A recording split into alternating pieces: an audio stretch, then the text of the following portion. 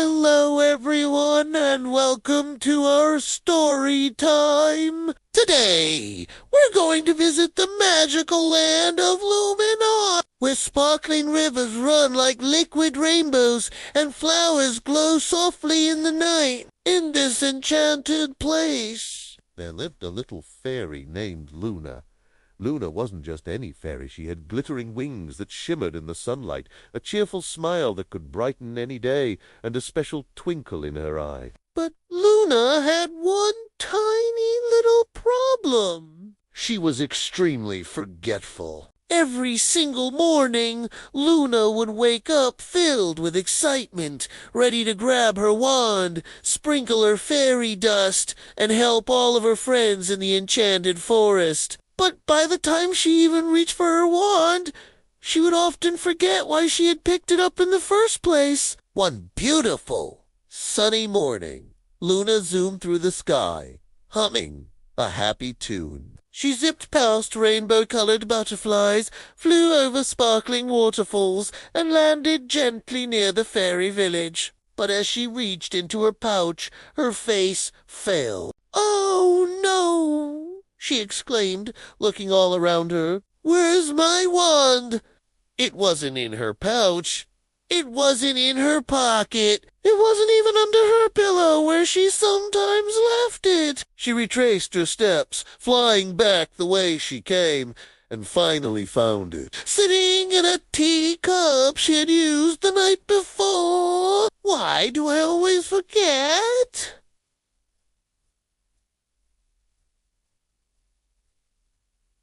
She sighed, feeling a little frustrated. Her best friend, Pip, a tiny talking squirrel with soft golden fur, scampered up to her and giggled. "Luna," he chirped, "maybe your wand is just trying to play hide-and-seek with you." Luna giggled too, but she knew it wasn't very funny when there were important forest tasks waiting. Today, the whisperin' tulips needed watering, and the baby owlets were having their very first flying lesson. Luna couldn't forget her magic this time. She had to be responsible. After finally finding her wand, Luna flew straight to the magic garden. This was a wonderful place where plants grew colorful, glowing fruits that shone brightly under the moonlight. She took a deep breath, ready to work her magic. She waved her wand to sprinkle some special growth dust. But then she paused. She had forgotten what kind of dust she was supposed to use. "Oh, dear," she mumbled to herself, looking at two different pouches. "Is it the sparkly dust or the rainbow dust?" She tried to remember, but her mind was a blank. Taking a guess, she chose the sparkly dust and sprinkled it all over the flowers. At first, nothing happened. Luna waited and waited, but then something amazing began. The flowers started to dance. The tulips wiggled from side to side, the roses twirled in elegant circles, and even the big, tall sunflowers began to spin around and around. The other fairies who were watching started laughing and clapping their hands. They loved it. They called it the Dancing Flower Festival. Luna blushed, her cheeks turning a rosy pink. "I didn't mean to do that. I just forgot," she whispered to Pip. Pip nudged her gently. "Sometimes forgetting isn't so bad, Luna. Look how happy everyone is." Luna looked around and saw that he was right. The whole garden was filled with joy and laughter. After the surprising success at the garden, Luna flew off to help the baby owlets learn to fly. She landed on a branch and called out to them in a gentle voice, "Spread your wings and flap, little ones." "You can do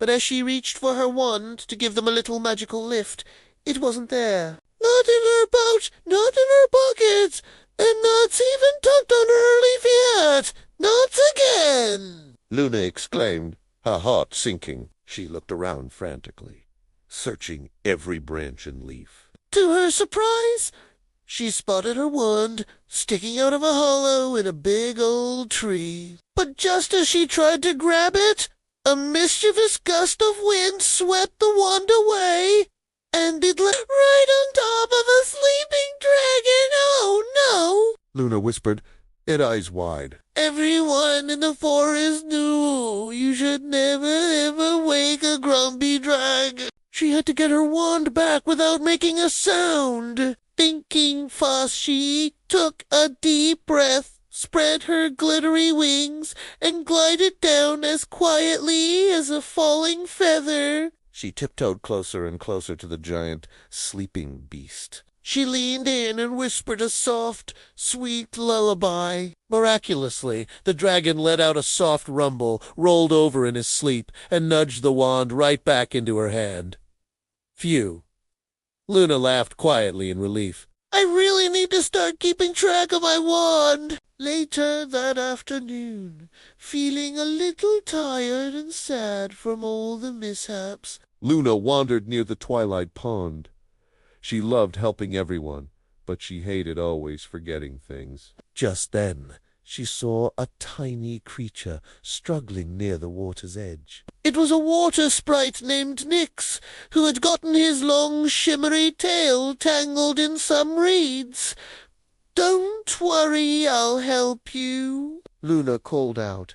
She reached for her wand to perform a simple untangling spell. And of course, it slipped right out of her hand and landed in the pond with a little splash. Oh, no, not again, she exclaimed, feeling her face turn red.